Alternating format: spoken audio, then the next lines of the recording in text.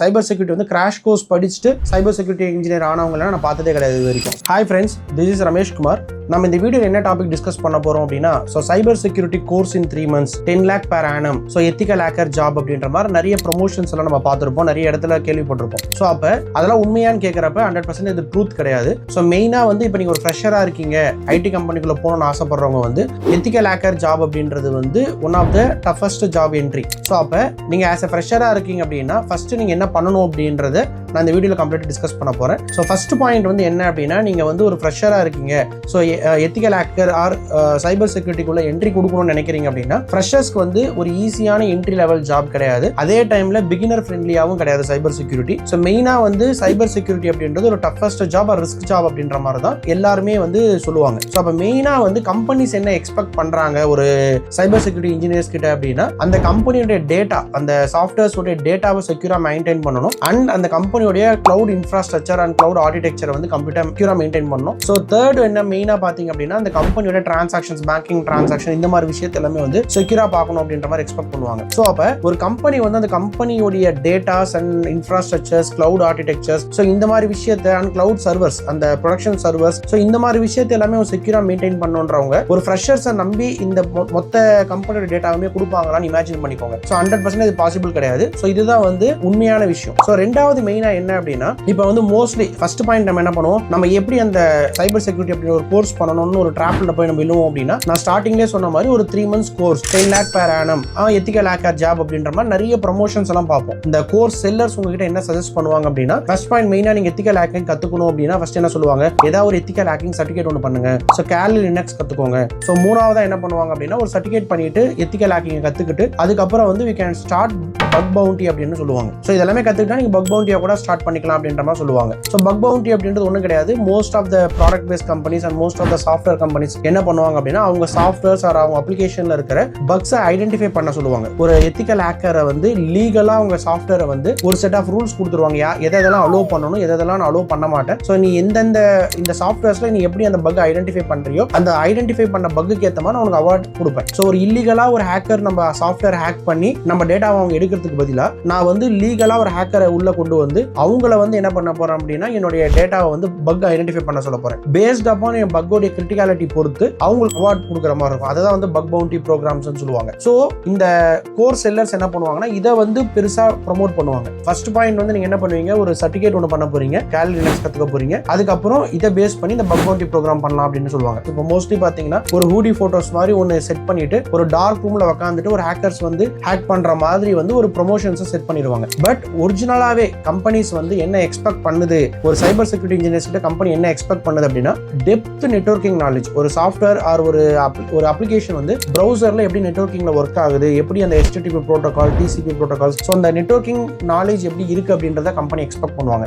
ரெண்டாவது என்ன பண்ணுவாங்கன்னா, லினக்ஸோட கம்ப்ளீட் ஃபண்டமெண்டல்ஸ், லினக்ஸ் கமெண்ட்ஸ், ஒரு ஃபைல் எப்படி கிரியேட் பண்றது, அதை எப்படி நம்ம அக்சஸ் பண்றது, எப்படி அதுக்கு பர்மிஷன் கொடுக்குறது, இந்த மாதிரி லினக்ஸ் கமெண்ட்ஸ் கம்ப்ளீட்டா அண்டர்ஸ்டாண்ட் பண்ணிருக்கணும். தேர்ட் வந்து பாத்தீங்கன்னா செக்யூர் கோடிங். இப்போ நீங்க ஒரு கோட் டெவலப் பண்றீங்க அப்படின்னா அந்த கோட் எப்படி செக்யூரா நம்ம எழுத போறோம், ஸோ எப்படி நம்ம அப்ளிகேஷன்ல வந்து அந்த வல்னரபிலிட்டிஸ் அண்ட் அந்த அட்டாக்ஸ் எல்லாம் ப்ரிவென்ட் பண்ற மாதிரி நம்ம கோட டிசைன் பண்ண போறோம் அப்படின்னு ஒன்று இருக்கும். ஸோ ஃபோர்த் வந்து பாத்தீங்க அப்படின்னா, கிளவுடோட இன்ஃப்ராஸ்ட்ரக்சர். ஒரு அப்ளிகேஷன் வந்து நம்ம கிளவுட்ல டெப்ளாய் பண்ண போறோம் அப்படின்னா அந்த கிளவுடோட செக்யூரிட்டி நம்ம எப்படி ஹேண்டில் பண்றோம், ஸோ IAM எப்படி கிரியேட் பண்ண போறோம், அண்ட் JWT எப்படி ஹேண்டில் பண்ண போறோம், அண்ட் ஆத்தரைசேஷன் எப்படி நம்ம கிரியேட் பண்ண போறோம். ஸோ இந்த மாதிரி விஷயத்தை எல்லாத்தையுமே நம்ம கம்ப்ளீட்டா அண்டர்ஸ்டாண்ட் பண்ணிருக்கணும். ஸோ அதுக்கப்புறமா பாத்தீங்கன்னா இன்சிடென்ட் ரெஸ்பான்ஸ். ஸோ இது மெயினா என்ன அப்படின்னா, உங்க அப்ளிகேஷன் வந்து ஒருத்தர் ஹேக் பண்ணிட்டாங்க, அந்த ஹேக் பண்ண இன்ஃபர்மேஷன் நம்ம ஐடென்டிஃபை பண்ணிட்டு அதை எப்படி நம்ம வந்து அதை செக்யூர் பண்ண போறோம், அந்த பிரீச் ஆன கோடை வந்து நம்ம எப்படி ஃபிக்ஸ் பண்ண போறோம் அப்படின்ற மாதிரி அந்த பத்தின அண்டர்ஸ்டாண்டிங் இருக்கான்னு பார்ப்பாங்க. ஸோ லாஸ்டா பாத்தீங்கன்னா இஷ்யூ வர்றதுக்கு முன்னாடி, அந்த பிரீச்சிங் நடக்கிறதுக்கு முன்னாடியே அதை ப்ரிவென்ட் பண்றதுக்கான ஆப்ஷன்ஸ் வந்து இருக்கான்னு பார்த்துப்பாங்க. ஸோ ஒரு சைபர் செக்யூரிட்டி இன்ஜினியர்ஸ் கிட்ட இவ்வளவு ஸ்டெப்ஸ் இருக்கான்னு பாக்குறப்ப நீங்க வெறும் 3 months கோர்ஸ் கம்ப்ளீட் பண்ணிட்டு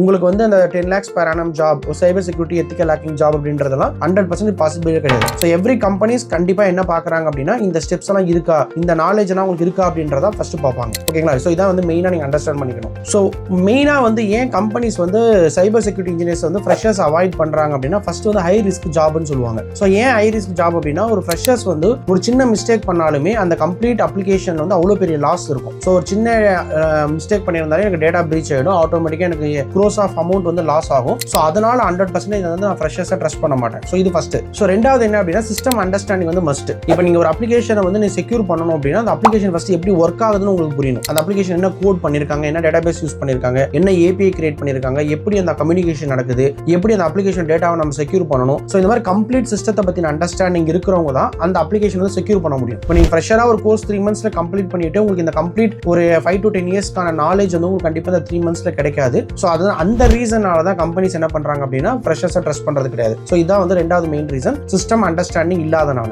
ஓகேங்களா? ஸோ மூணாவது என்ன அப்படின்னா ஃபர்ஸ்ட் மெயின் பாயிண்ட் வந்து சைபர் செக்யூரிட்டி அப்படின்றது senior level role. So fresher role கிடையாது. ஸோ ஏன் அப்படி சொல்றேன் அப்படின்னா ஃபர்ஸ்ட் இப்போ நீங்க ஒரு ஐடி கம்பெனிக்குள்ள என்டர் ஆகுறீங்க அப்படின்னா ஒன்னு சாஃப்ட்வேர் இன்ஜினியர் ஆர் சாஃப்ட்வேர் டெவலப்பரா ஜாயின் பண்ணுவீங்க. அதுக்கப்புறம் சீனியர் டெவலப்பர், அதுக்கப்புறமா தான் you can enter in security engineers. So அதுக்கப்புறமா தான் maybe you can go for security analyst அப்படின்ட்டு ஒரு 5 to 10 yearsல தான் உங்க ரோட் மேப் வந்து உங்களுடைய கெரியர் பாத் வந்து பில்ட் ஆகும். ஸோ அதுக்கப்புறம் தான் உங்களுக்கு நெட்வொர்க்கிங் நாலேஜ் இருக்கும், சிஸ்டமோட அண்டர்ஸ்டாண்டிங் இருக்கும், கோட் எப்படி பில்ட் பண்றதுன்னு தெரியும், கிளவுடோட அண்டர்ஸ்டாண்டிங் இருக்கும். ஸோ இந்த மாதிரி கம்ப்ளீட்டா ஒரு 5 to 8 years வந்து நீங்க அந்த சாஃப்ட்வேர்ல ஒர்க் பண்றப்ப தான் உங்களுக்கு இந்த கம்ப்ளீட் ரியல் டைம் ப்ரொடக்ஷன்ல வந்து எப்படி சிஸ்டத்தை செக்யூரா மெயின்டைன் பண்ற மாதிரி ஒரு அண்டர்ஸ்டாண்டிங் இருக்கும். ஸோ அதை பேஸ் பண்ணி தான் நீங்க என்ன பண்ணுவீங்க அப்படின்னா சைபர் செக்யூரிட்டி இன்ஜினியர்ஸ் ஆவீங்க. 3 steps இருந்தா மட்டும் தான் சைபர் செக்யூரிட்டி இன்ஜினியர்ஸ் வந்து ஃப்ரெஷர்ஸை வந்து கண்டிப்பா ஹையர் பண்ணவே மாட்டாங்க.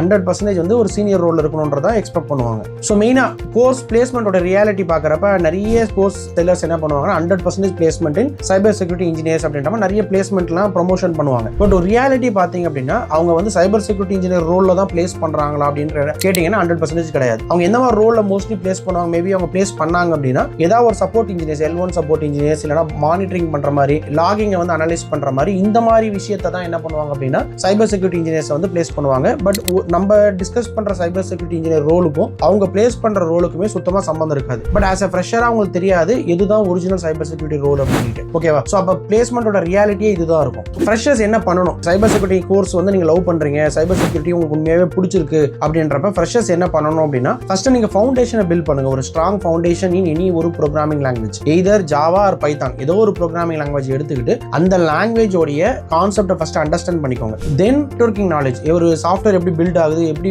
ஒரு சாஃப்ட்வேர் வந்து இன்டர்நெட்ல ஒர்க் ஆகுது அப்படின்ற மாதிரி அந்த நெட்வொர்க்கிங் அண்டர்ஸ்டாண்டிங் பண்ணிக்கோங்க. ஸோ அதுக்கப்புறம் லினக்ஸை பத்தின அண்டர்ஸ்டாண்டிங், லினக்ஸ் பத்தின டீப் அண்டர்ஸ்டாண்டிங் கத்துக்கோங்க. அதுக்கப்புறமா ஒரு 2 to 3 years ஆஃப் எக்ஸ்பீரியன்ஸை கெயின் பண்ணிட்டு then you can start preparing cyber security engineers. So அப்படி பண்ணீங்க அப்படின்னா தான் உங்களால சைபர் செக்யூரிட்டி இன்ஜினியரா போக முடியுமே தவிர டைரக்டா ஃப்ரெஷர்ஸ்ல இருந்து சைபர் செக்யூரிட்டி இன்ஜினியர் ஆகவே முடியாது. மெயினா வந்து நான் 13+ years of experience in real time companies, Cognizant, எக்ஸாவர் அண்ட் பிஎல்எம்ஐ கம்பெனிஸ். இதுல வந்து நான் சைபர் செக்யூரிட்டி இன்ஜினியர்ஸ் வந்து எப்படி பார்த்திருக்கேன் அப்படின்னா ஒன்னு அவங்களுக்கு ஸ்ட்ராங் கோடிங் நாலேஜ் இருக்கும் ஆர் ஸ்ட்ராங் சிஸ்டம் அண்டர்ஸ்டாண்டிங் இருக்கும். இந்த ரெண்டுத்துல ஏதாவது ஒரு அண்டர்ஸ்டாண்டிங் அவங்களால இருக்கிறதுனால தான் அந்த அப்ளிகேஷன் வந்து அவங்க செக்யூரா மெயின்டைன் பண்ண முடியுது. ஸோ ஒரு சைபர் செக்யூரிட்டி வந்து கிராஷ் கோர்ஸ் படிச்சுட்டு சைபர் செக்யூரிட்டி இன்ஜினியர் ஆனவங்க நான் பார்த்ததே கிடையாது இது வரைக்கும். So based upon my experience நான் இதை உங்களுக்கு சொல்றேன். ஸோ மெயினா சைபர் செக்யூரிட்டி இந்த கோர்ஸ் செல்லர்ஸை வச்சோ இல்ல ப்ரொமோஷன்ஸை பார்த்தோ அந்த ஹைப்பை வச்சு நீங்க அந்த கோர்ஸை போய் ஜாயின் பண்ணாதீங்க. ஸோ ஃபர்ஸ்ட் ரியாலிட்டி என்னன்னு தெரிஞ்சுக்கோங்க. ஸோ சைபர் செக்யூரிட்டி அப்படின்றது ஸோ ஒரு என்ட்ரி லெவல் ஜாபோ ஒரு ஃப்ரெஷர்ஸ்க்கான ஜாபோ கிடையாது. அதை வந்து ஒரு 5 to 10 years ஒரு சீனியர் டெவலப்பருக்கான ஒரு ரோல் தான் வந்து சைபர் செக்யூரிட்டி இன்ஜினியர்ஸ். உங்களுக்கு அதுக்கு மேல பேஷன் இருக்கு, அது உங்க மேல லவ் இருந்துச்சு அப்படின்னா நீங்க ஒரு மினிமம் 3 years ஆவது ஏதாவது ஒரு டெக்னாலஜில ஒர்க் பண்ணிட்டு அந்த சிஸ்டத்தோட அண்டர்ஸ்டாண்டிங் கிரியேட் பண்ணிட்டு அதுக்கப்புறம் you can try cyber security engineers. So மெயினா அந்த ட்ராப்ல போகக்கூடாது அப்படின்றதுக்காக தான் இந்த வீடியோ. ஸோ எந்த ஃப்ரெஷர்ஸா இருந்தாலும் சரி ஒரு ஐடிக்குள்ள போகணும்னு நினைக்கிறீங்களா, டேக் எனி ஒன் ப்ரோக்ராமிங். அந்த ப்ரோக்ராமிங்கோட ஃபவுண்டேஷனை ப்ராப்பரா பில்ட் பண்ணிட்டு அதுக்கப்புறம் ஐடிக்குள்ள என்டர் ஆகிடுங்க. அதுக்கப்புறம் உங்களோட கெரியர் பார்த்து மேபி டெவாப்ஸா போகணும், இல்ல சைபர் செக்யூரிட்டி இன்ஜினியரா போகணும், இல்ல AWS சைட்ல போகணும் அப்படின்னீங்கன்னா எது போறதா இருந்தாலும் ஃபர்ஸ்ட் ஒரு ஸ்ட்ராங் ஃபவுண்டேஷன் பில்ட் பண்ணிட்டு அதுக்கப்புறமா உங்களோட கெரியர் பார்த்து சூஸ் பண்ணுங்க. ஸோ ஃபர்தரா இந்த சைபர் செக்யூரிட்டி பத்தி ஏதாவது டீடைல்ஸ் வேணும், ஃபர்தரா ஏதாவது டாபிக் பத்தி டீடைல்ஸ் வேணும் அப்படின்னா கமெண்ட் செக்ஷன்ல சொல்லுங்க. அதுக்கான வீடியோ நான் போஸ்ட் பண்றேன். தேங்க்யூ.